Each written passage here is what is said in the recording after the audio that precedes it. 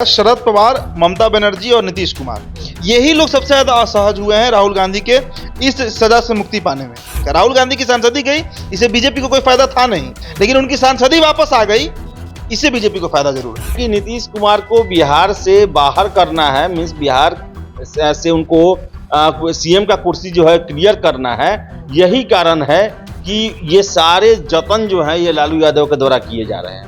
कमजोर होंगे जो क्षेत्रीय छत्रप हैं, जो क्षेत्रीय पार्टी हैं, कोई भी पार्टी का आप नाम रख लीजिए। आपने तो स्पेसिफिक नीतीश कुमार का बात कहा, लेकिन क्या ममता बनर्जी राहुल गांधी के बाहर आने से खुश हैं? राहुल गांधी वो कांटा थे जिनके निकल जाने से ममता बनर्जी थोड़ा सॉफ्ट हुई थी कांग्रेस के। राहुल गांधी भारतीय जनता पार्टी के लिए, बीजेपी के लिए, नरेंद्र मोदी के लिए वो पंचिंग बैग है इंडियन पॉलिटिक्स में। राहुल गांधी जब तक बीजेपी के सामने नहीं खड़े होंगे तब तक बीजेपी की जीत की संभावना कम होती है।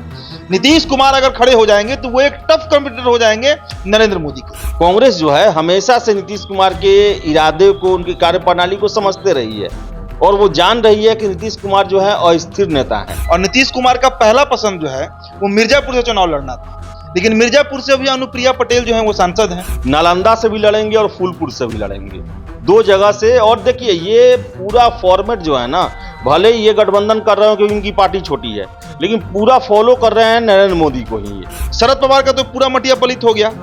शरद पवार जो एक अपने आप को चाणक्य मान रहे थे, स्थिति तो उनकी बहुत दयनीय है महाराष्ट्र में। बावजूद इसके हर जगह जो उनको एक तवज्जो मिल रहा था, वो अब पीछे बैठेंगे राहुल गांधी के। और सबसे बड़ा सपना तो नीतीश कुमार का टूटा है। लड़ाई जो 2024 की होगी, जो एक परसेप्शन बनता है देश में, वो परसेप्शन फिर से मोदी वर्सेस राहुल गांधी बन गया, नरेंद्र मोदी वर्सेस राहुल गांधी बन गया। तो यही कारण है कि नीतीश कुमार को नियम के तहत, नीतियों के तहत जो है वो बिहार से बाहर करना चाहते हैं। मोदी सरनेम को लेकर कल राहुल गांधी को बड़ी राहत सुप्रीम कोर्ट से मिली। उसके बाद अब कांग्रेस के तरफ से खुशियां जो है कांग्रेस पार्टी में लौट आई हैं। राहुल गांधी कल देर रात आरजेडी के सुप्रीमो लालू प्रसाद यादव से मिलने उनके घर पे पहुंचते हैं। लालू यादव जोरदार उनका स्वागत करते हैं, तेजस्वी यादव मौजूद रहते हैं और तमाम आरजेडी और साथ ही साथ जो नया गठबंधन इंडिया का बना है उसके कई वरिष्ठ नेता वहां पर मौजूद रहते हैं। अब इनका क्या समीकरण बन रहा है? इधर नीतीश कुमार क्या अलग हो चुके हैं? नीतीश कुमार ने कोई बधाई तक नहीं दिया है। इस विषय पर चर्चा करेंगे। हमारे साथ आज चर्चा में दो सहयोगी हैं हमारे, एक तरफ आदेश पुरी हैं, दूसरे तरफ उदित आर्यन हैं। बातचीत सबसे पहले राहुल गांधी को लेकर के करते हैं कि राहुल गांधी की रिहाई हुई है, काफी ज्यादा खुश है। राहुल गांधी को सुप्रीम कोर्ट से राहत मिल चुकी है। उदित जी, क्या कहेंगे? राहुल गांधी को सुप्रीम कोर्ट से राहत मिली मोदी सरनेम को लेकर, कल लालू यादव से मुलाकात होती है, क्या चर्चाएं चल रही हैं देश भर में? देखिए, राहुल गांधी की सजा माफ की गई है, मतलब उनका जो सजा था वो खत्म किया गया है, लेकिन अभी इस केस में ट्रायल चलेगा। जो पूर्णेश मोदी भाजपा के विधायक है जिन्होंने केस किया था मोदी सरनेम को लेकर, उसमें ट्रायल अभी सुप्रीम कोर्ट में चलेगा। सुप्रीम कोर्ट ने एक बड़ी तीखी टिप्पणी राहुल गांधी पर की है। देखिए, राहुल गांधी पर ये कोई पहला मामला मानहानि का नहीं है। इसके पहले कई मामला उनके ऊपर हो चुका है। राफेल में हो चुका है, उसके बाद जो थे सावरकर, उनको लेकर उन्होंने विवादित टिप्पणी की थी। फिर गौरी लंकेश जो बेंगलोर की एक नामी पत्रकार थी, उनकी हत्या में उन्होंने आरएसएस का हाथ बताया था, तब भी उनके ऊपर आरएसएस के कार्यकर्ता ने केस कर दिया था मानहानि का। तो कुल 10 केस अभी राहुल गांधी के ऊपर चल रहे हैं, जिसमें ये केस भी है, जिस केस में उनको कल सजा उनकी माफ की गई है और ट्रायल अभी चलेगा सुप्रीम कोर्ट में। हो सकता है कि ट्रायल के बाद इनको सजा भी मुकर्रर हो, लेकिन सुप्रीम कोर्ट ने एक बात स्पष्ट कर दिया है कि जो अधिकतम सजा क्यों दी गई, मैक्सिमम जो सेंटेंस होता है वो क्यों दिया गया। 2 साल मैक्सिमम इसमें सजा हो सकती है। आप 1 साल 11 महीना 29 दिन का भी दे सकते थे, कम से कम सांसदी इनकी बच जाती और एक क्षेत्र का सांसद जो अभी नहीं है, वहां का प्रतिनिधित्व नहीं कर रहा है, वो सांसद वहां पर रहता। ये सब बातें सुप्रीम कोर्ट में कल की गई। अब देखिए, राहुल गांधी के परिप्रेक्ष्य में हम लगातार ये चर्चा कर रहे हैं कि आखिरकार एक सवाल ये उठता है कि इलेक्शन कमीशन ऑफ इंडिया जो है, उसका नियम है कि अगर किसी भी जनप्रतिनिधि का, चाहे वो विधायक हो, सांसद हो, सदस्यता अगर खत्म हो जाती है तो वहां पर विद इन अ वीक, एक सप्ताह के अंदर में उस विधानसभा या लोकसभा क्षेत्र में अनाउंस करना होता है इलेक्शन का डेट। उपचुनाव होता ही है, लेकिन राहुल गांधी के मामले में ऐसा नहीं हुआ था। मतलब इलेक्शन कमीशन को भी इस बात का आभास था कि कहीं सुप्रीम कोर्ट से इनको राहत मिल सकती है, हुआ भी ऐसा ही। अब बड़ा सवाल यह है कि आखिरकार राहुल गांधी जो है वो तो अब कल बहुत खुश थे, लाके जाके लालू यादव से आपने ओपनिंग बारे में बताया भी कि मिले भी और मिले भी है, तस्वीरें सामने आई हैं, बेहद खूबसूरत तस्वीरें विपक्षी एकता के दृष्टिकोण से अगर देखा जाए तो। लेकिन बड़ा मसला अब यहां पर यह फंसेगा कि राहुल गांधी के बाहर आने से फायदा किसका हो रहा है और नुकसान किसका हो रहा है। कांग्रेस का जैसे जैसे जनाधार बढ़ेगा, जैसे जैसे कांग्रेस की ताकत बढ़ेगी, तो कमजोर कौन होगा? क्या बीजेपी कमजोर होगी? बीजेपी के कमजोर होने का कोई दृश्य दिखता नहीं है।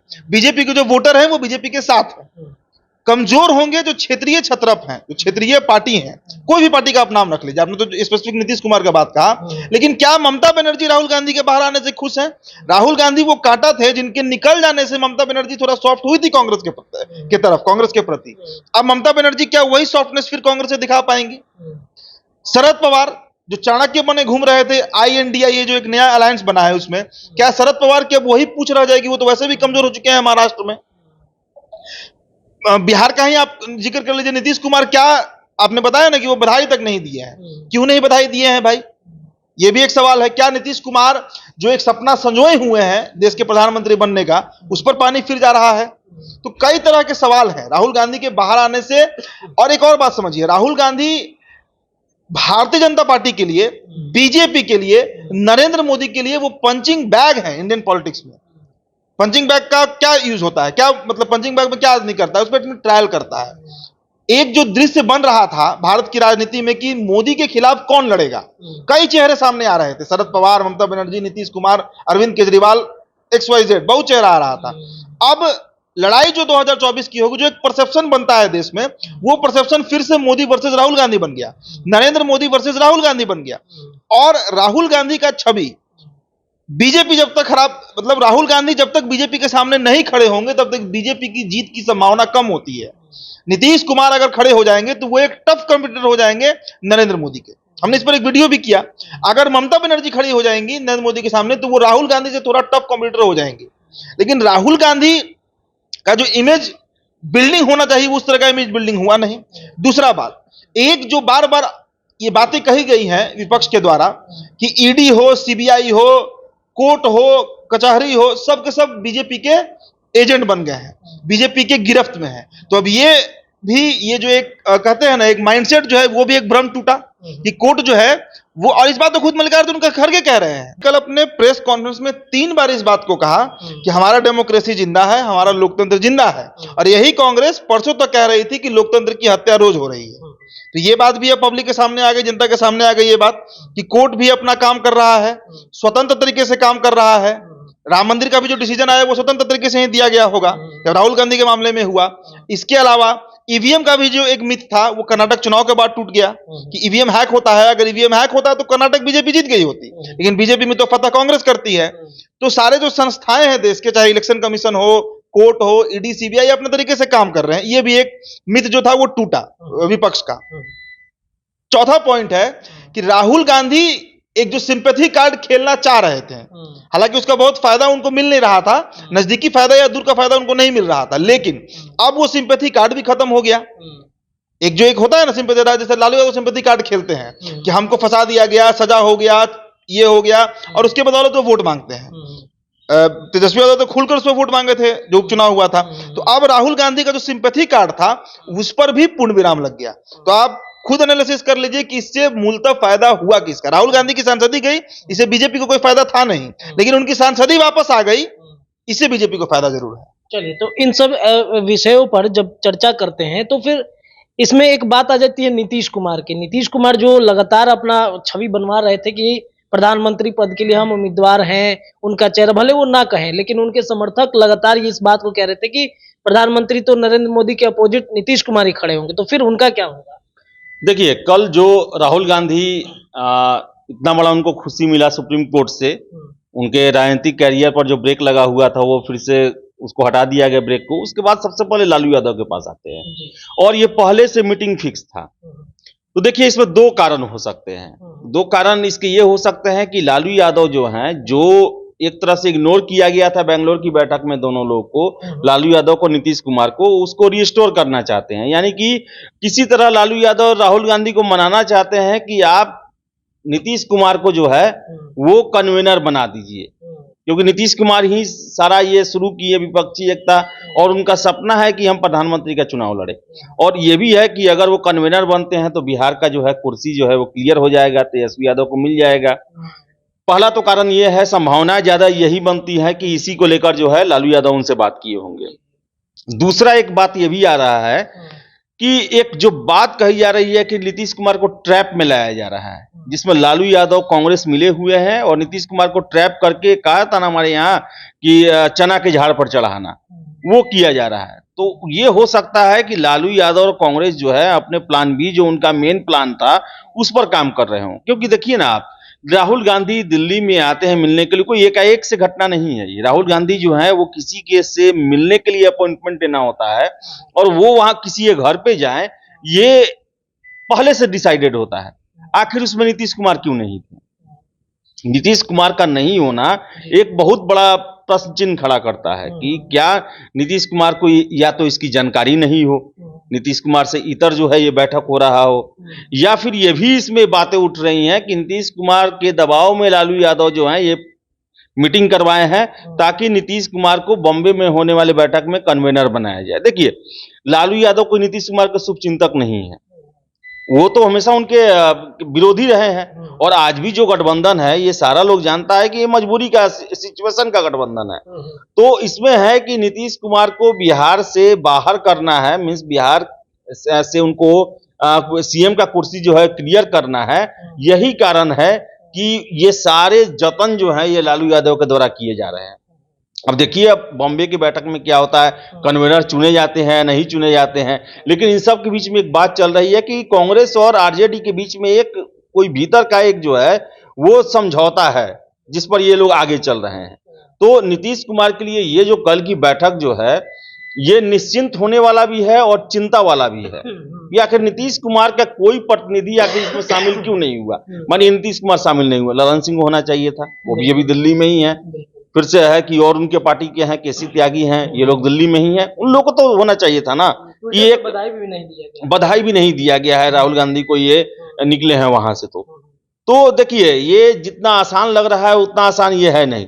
कांग्रेस और आरजेडी के बीच में संबंध जो है वो शुरुआत से अच्छे हैं, लेकिन नीतीश कुमार को लेकर एक्सेप्टेंस है कि नहीं, ये सबसे बड़ा प्रश्न है। और आप ही उदीप ने सही बोला कि राहुल गांधी जब बाहर आ गए हैं और वैसी परिस्थितियां बनेंगी कि हाँ ये बीजेपी को हरा सकते हैं, सत्ता से बाहर कर सकते हैं, तो वो सीट नीतीश कुमार को क्यों दिया जाएगा?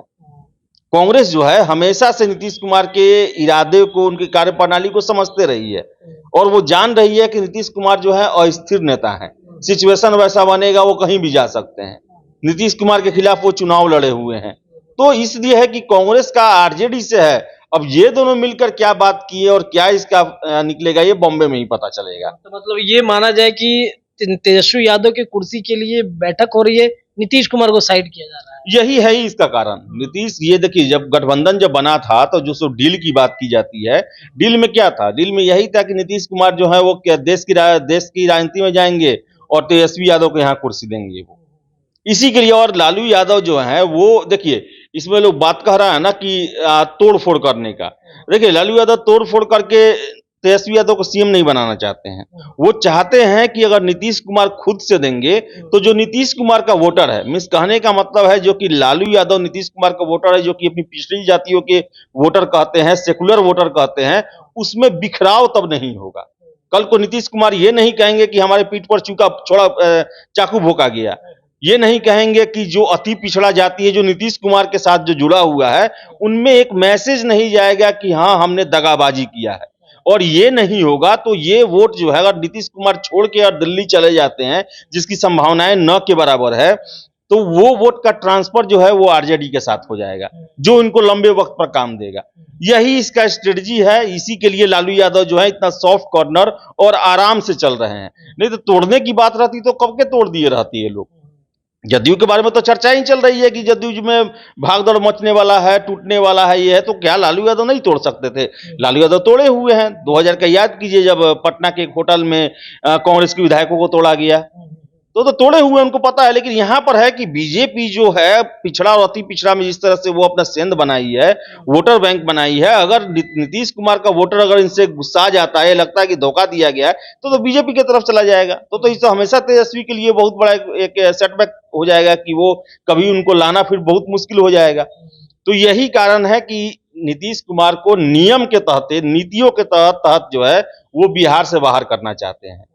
अगर इसके बावजूद भी नीतीश कुमार तैयार नहीं होते हैं, हो सकता है कि आरजेडी मैक्सिमम 2024 के लोकसभा चुनाव तक इंतजार करे।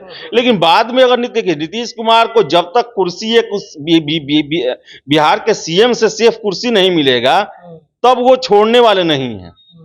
अगर उनको पीएम का कुर्सी मिल जाएगा, वो आश्वस्त हो जाएंगे कि हम चुनाव जीत सकते हैं, तब वो छोड़ सकते हैं। लेकिन मुझे पूरा विश्वास है कि नीतीश कुमार 2024 का चुनाव नरेंद्र मोदी के 2014 के चुनाव के तर्ज पर लड़ेंगे, सीएम रहते हुए। जीत गए तो कोई बात नहीं, अगर हार गए तो फिर उसके बाद जो लालू यादव पेशेंस रखे हुए हैं, वो पेशेंस उसमें टूट जाएगा। ये जो फूलपुर की चर्चा चल रही है, तो नीतीश कुमार लड़ेंगे फूलपुर में? लड़ सकते हैं।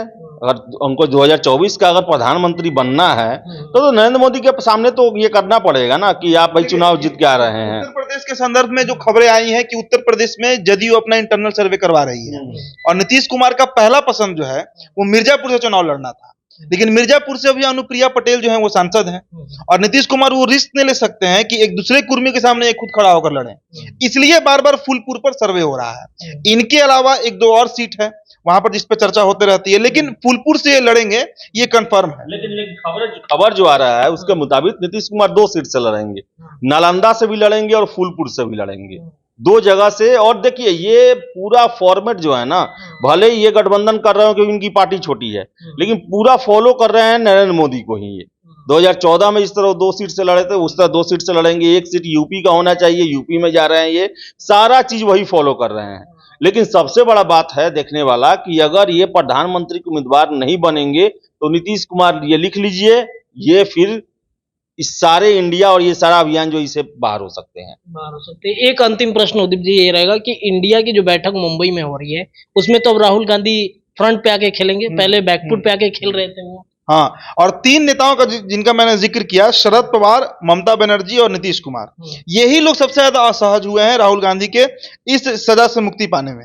मतलब सबसे ज्यादा असहज हुए हैं। अरविंद केजरीवाल ने तो क्लियर कर दिया है कि अगर लोकसभा में उनके खिलाफ जो एक ऑर्डिनेंस है वो पास हुआ तो वो INDIA से बाहर रहेंगे। इंडिया कहना सही नहीं, इसलिए हम INDIA कह रहे हैं। INDIA से वो बाहर रहेंगे।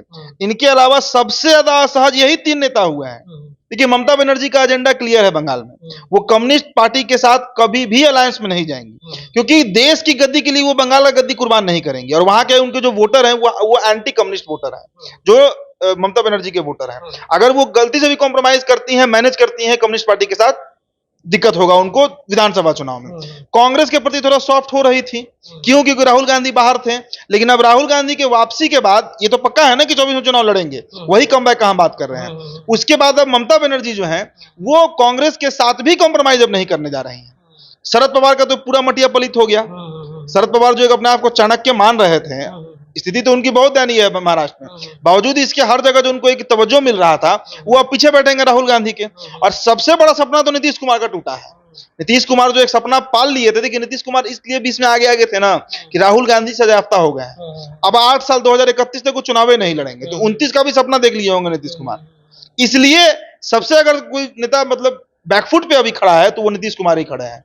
और अब जो मीटिंग जिसका आप जिक्र कर रहे हैं बॉम्बे में होगा, उसमें आप देखिएगा, उसमें अगुवा ही राहुल गांधी नहीं बनेंगे। हो सकता है कि उस दिन डिक्लेयर हो जाए कि Rahul Gandhi will be the face for PM candidate, ये भी हो सकता है। और एक और चीज है, आपको बता दें कि नीतीश कुमार जो है केवल प्रधानमंत्री उम्मीदवार बनने के लिए, देखिए बहुत लोग कह रहे हैं कि नीतीश कुमार जो है प्रधानमंत्री का उम्मीदवार बन के भले ही हार जाए, लेकिन वो लड़ना चाहते हैं। उसके बाद अपना जो आगे का होगा देखा जाएगा। लेकिन देख लीजिए आप कि अगर नीतीश कुमार प्रधानमंत्री के उम्मीदवार बनते हैं और हार जाते हैं तो उनका एक तरह से पॉलिटिकल करियर खत्म हो जाएगा। तो नीतीश कुमार अभी अपना भविष्य आगे के 10 साल को सोचकर काम कर रहे हैं। तो देखिए वो ऐसा सर्वे पर भी जाएंगे। वो देखिए दिसंबर जनवरी तक भी नीतीश कुमार जो है वो बड़ा फैसला ले सकते हैं, क्योंकि नीतीश कुमार जो है ये नहीं चाहेंगे कि हम जो है एक ऐसा उम्मीदवार बन जाए जिसमें जीतने की संभावना ना हो, या हार कर जो है अपने राजनीति से संन्यास ना ले।